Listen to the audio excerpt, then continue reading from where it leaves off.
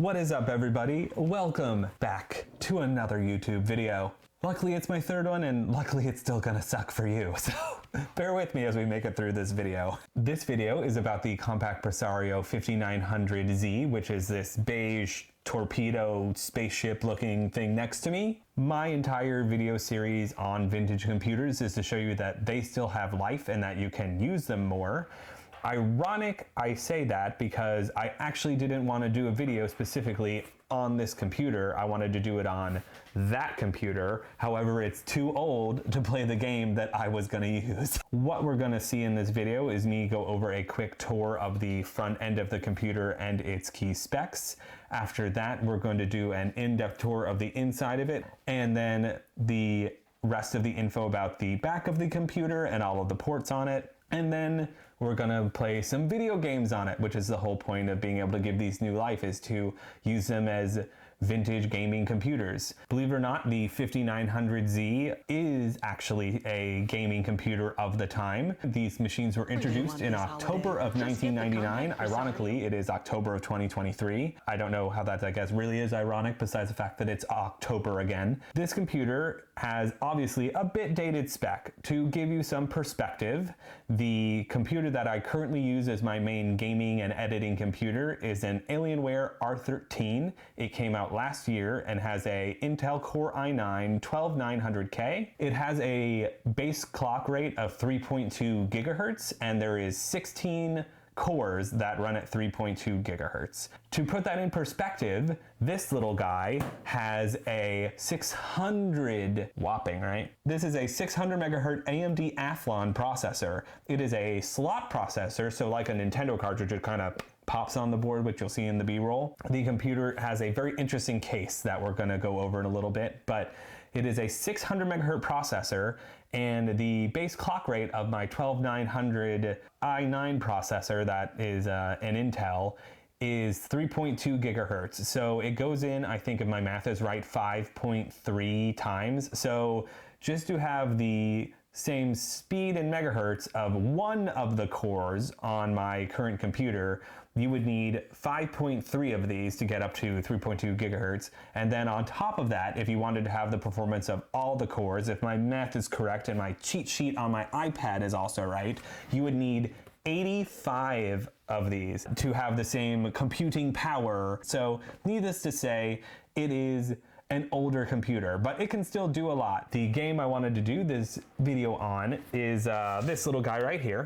It is Age of Mythology, which is a spin-off of Ages of Empire, also by Microsoft Studios, and came in a not one, two CD set. Things had capacity limits back then, kind of like how Titanic 2 was on 2 cassette tapes. So if you wanted to see good old KDW's yabos, you had to make sure to get in that second video. There are no yabos going to be had here. I don't have an OnlyFans. I'm not attractive enough to have an OnlyFans, and if I have abs, you can guarantee you I will definitely have an OnlyFans. The computer itself, which does not have an OnlyFans, had a 600 megahertz processor. We already heard that. That's pretty impressive. 64 megabytes of RAM. Keeping in mind, new computers, the crappiest computers, have 4 gigabytes or 8 gigabytes.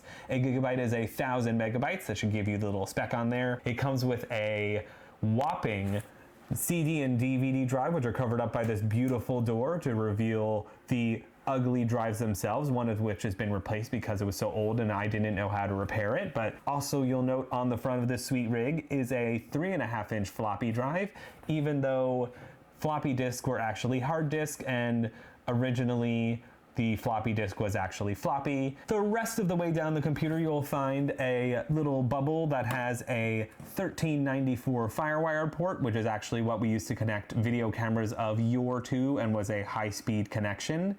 And then 2 USB 1 ports. Keeping in mind that this was actually a big deal, computers started getting front USB ports because USB in 1999 is when it started becoming prevalent, versus the standard, which is, oh my god, how do you not have a USB iPhone charging cable to charge my phone when I'm drunk in the middle of the Taco Bell bathroom. You would have USB ports on here to plug in a joystick or video game controller to play many of your sweet 90s video games. Interesting thing about this generation Compaq Presario being the 4th versus the 3rd is that if you had USB ports up front on your 3rd generation Compaq, they were only on the front, never on the back. What that means is that if you had something permanently plugged in, which yes, USB keyboards and mice were starting to become available, you would literally have to have them plugged in to the front of the computer all the time.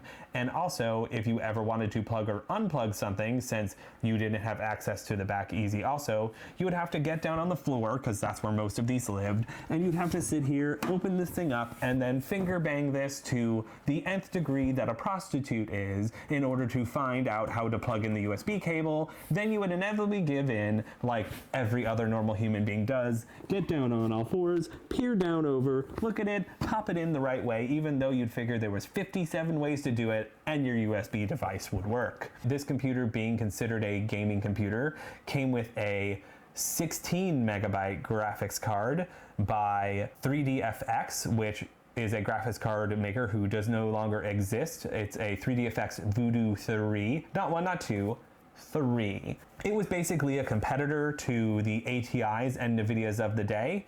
They obviously went out of business, and these guys are no longer exist, and Voodoo 2 cards and 3 cards are actually relatively valuable in the vintage gaming world.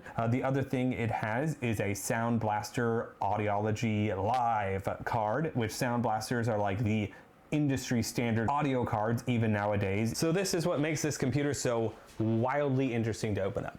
Wildly interesting. You literally take the body of it, grab it, and take all the screws out, and then literally pull the one side out, and then literally the guts come out, and it becomes an empty shell, much like I am emotionally. You'll notice here the AMD Athlon processor that is sitting there here. It is a slot processor, as I mentioned. That is the heatsink, and that is all that you got for a fan for cooling way back in '99. The thing you'll see here next is the RAM slots. That is these 1, 2, and 3. 2 of them are occupied. Over here you'll see the CD drives. That is the DVD drive. There is a CD-RW drive back there, a floppy drive, and then this is a 5 1/4 drive I haven't connected. The other things you'll find inside this little guy is the adapter, since this doesn't have a hard drive.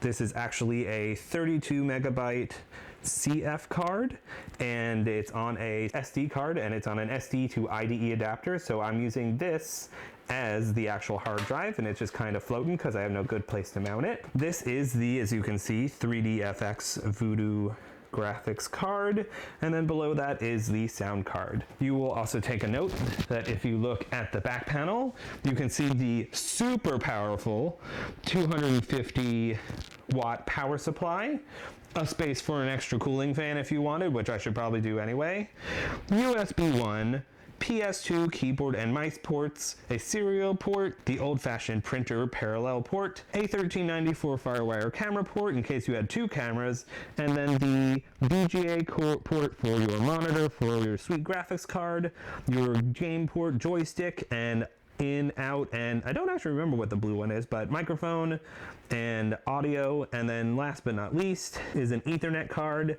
I put an Ethernet card in here in place of a 56K modem. You have now seen a beautiful tour of the inside of the incredible Compaq Presario 5900Z. And now what we're gonna do is start her up and see how she goes. Without further ado, here we go. Also, forgive me, I don't know the trick to making the screen not have a refresh hum across it. I have already pre-installed Age of Mythology on this computer, so we're going to get the CD out, which is something you don't do for games anymore because everything has a launcher. Keep in mind, this computer is not online and not connected to anything. You can actually do things without the internet, Zoomers. And while we're waiting for that to install, we've got to think of a fun little cheer like, what do we want? Age of Mythology, when do we want it? In 3 to 5 minutes when the thing asks me for the next CD. Honestly, the graphics are really good for the late 90s. In fact, these were pretty advanced graphics for the time. Yes, old enemies. I still see them here. You have won more battles for Atlantis than can be counted, faced opponents no other man dared The fight. nostalgia is so hard. Thank you for watching this first video.